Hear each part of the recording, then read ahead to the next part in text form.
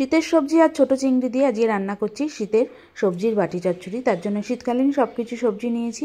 বেগুন, শিম, মূলো, গাজর, আলু, বাঁধাকপির পাতা, পেঁয়াজকলি, চেরা কাঁচা লঙ্কা আর মূলোর যে ডাঁটিগুলো আছে সেগুলোও নিয়ে নিয়েছি। আর দিয়ে দেবো একটা ছোটো সাইজের পেঁয়াজ।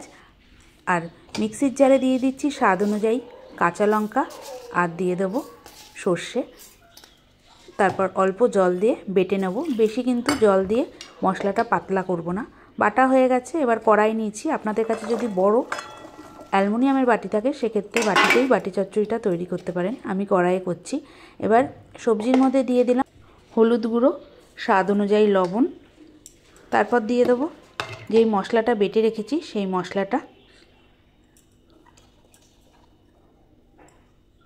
মশলাটা দেওয়ার পর দিয়ে দেবো ছোটো চিংড়ি ভালোভাবে বেছে পিঠের যে কালো শিটটা আছে সেটা ফেলে দিয়েছি। আর দিয়ে দেবো মিক্সির জার ধোয়া জল, হাফ কাপেরও কম, কারণ সবজি থেকে জল বার হবে। এবার এর মধ্যে দিয়ে দিচ্ছি বেশ খানিকটা কাঁচা সর্ষের তেল দিয়ে খুব ভালোভাবে মেখে নেব।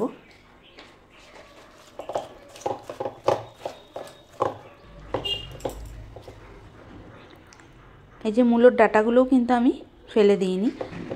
আর এই বাটি চচ্চড়িতে কিন্তু মূলোটা দিলে আলাদাই একটা স্বাদ হয়।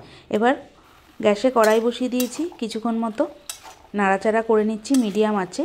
আস্তে আস্তে সবজি থেকে জল বার হতে শুরু করে দেবে। সবজি থেকে জল বার হতে শুরু করে দিয়েছে। একদম সিম আঁচে ঢাকনা দিয়ে 5 থেকে 7 মিনিট মতো রান্না করব। মাঝে মধ্যে ঢাকনাটা একবার তুলে সবজিগুলো নাড়াচাড়া দিয়ে নেব যাতে সব সবজিগুলো সমানভাবে সিদ্ধ হয়। আবারও মিনিট 5 মতো গ্যাস সিম করে ঢাকনা দিয়ে রান্না করব। 5 মিনিট পর ঢাকনাটা তুলে নিলাম।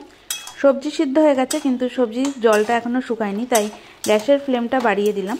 দিয়ে জলটা পুরোপুরি শুকিয়ে নেব। এই জল থাকলে কিন্তু খেতে অতটা ভালো লাগে না, তাই জলটা পুরোপুরি শুকিয়ে নিতে হবে। আস্তে আস্তে জলটা শুকোতে শুরু করে দিয়েছে। এখন দিয়ে দেবো বেশ খানিকটা ধনেপাতা কুচি।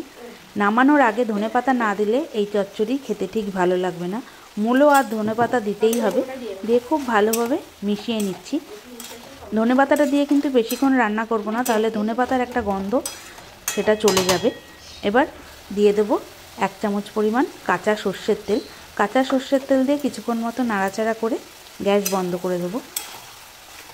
আমার মতো কে কে এইভাবে সবজির বাটি চচ্চড়ি রান্না করেন অবশ্যই কমেন্ট করে জানাবেন। এবার আমি গ্যাস বন্ধ করে দিলাম। তাহলে তৈরি হয়ে গেল সবজির বাটি চচ্চড়ি চিংড়ি মাছ দিয়ে। আশা করছি রেসিপিটা আপনাদের ভালো লাগলো।